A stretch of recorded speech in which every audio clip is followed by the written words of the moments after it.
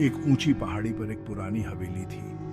कभी ये हवेली बहुत भव्य हुआ करती थी, अब ये टूट रही थी। राहुल और प्रिया, एक जवान जोड़ा, रोड ट्रिप पर थे।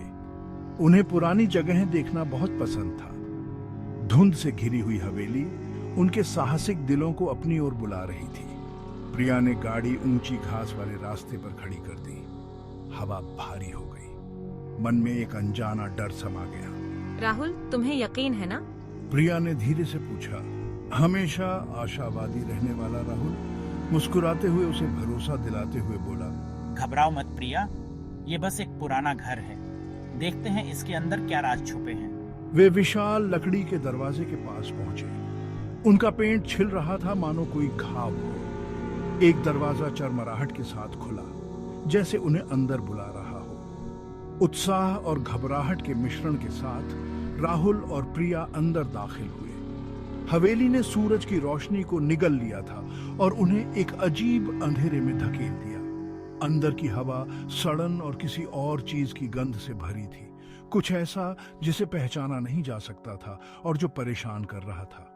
अचानक हवा के तेज झोंके ने भारी दरवाजे को जोरदार आवाज के साथ बंद कर दिया। प्रिया उछल पड़ी, उसका दिल जोरों से धड़क रहा था। वे फंस गए थे। प्रिया के सीने में घबराहट बढ़ने लगी। राहुल, दरवाजा! वो चिल्लाई और दरवाजे की तरफ दौड़ी। उन्होंने अपनी पूरी ताकत से दरवाजे को धक्का दिया, लेकिन वो हिला तक नहीं। वो अंदर से बंद था। पुराना ताला मानो उनका मजाक उड़ा रहा था। निराशा छा गई। वे हवेली में फंस गए थे। राहुल ने शांत रहने की कोशिश की।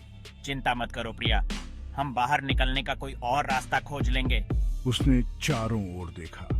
कमरा बिल्कुल खाली था, सिवाय मकड़ी के जालों और धूल के। दो मेहराबदार दरवाजे हवेली के अंदर की ओर जा रहे थे।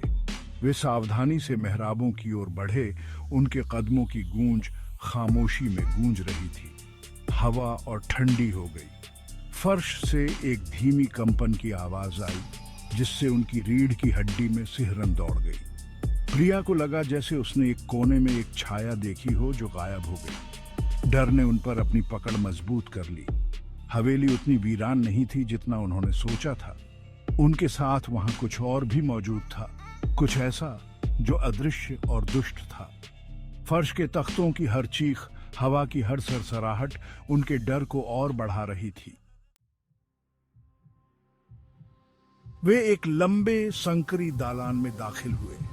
दीवारों पर सख्त दिखने वाले पुरुषों और महिलाओं के चित्र लगे हुए थे। जब राहुल और प्रिया उनके पास से गुजर रहे थे तो उनकी आंखें मानो उनका पीछा कर रही थीं।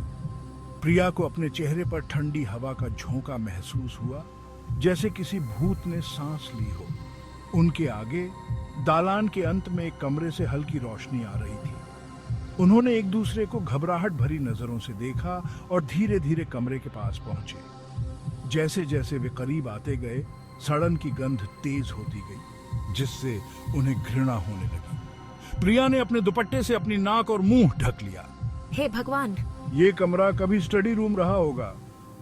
बीच में एक बड़ा सा डेस्क पड़ा हुआ था, जिसकी सतह पर खरोंच और निशान थे। फर्श पर किताबें बिखरी पड़ी थीं। उनके पन्ने पुराने होने के कारण फटे हुए थे। लेकिन जिस चीज ने उनके खून को ठंडा कर दिया वो थी दरवाजे के सामने की दीवार। वो खून जैसा दिखने वाले किसी चीज से सना हुआ था। किरमिजी रंग की धारियां अभी भी साफ दिखाई दे रही थीं, जैसे उन्हें कल ही रंगा गया हो। प्रिया हाँफने लगी। उसका हाथ चिल्लाहट को रोकने के लिए उसके मुंह पर चला गया।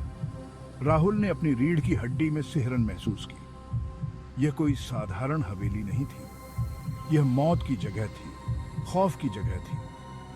वे किसी ऐसी चीज में फंस गए थे जो डरावनी और भयानक थी। कमरे में ठंडी हवा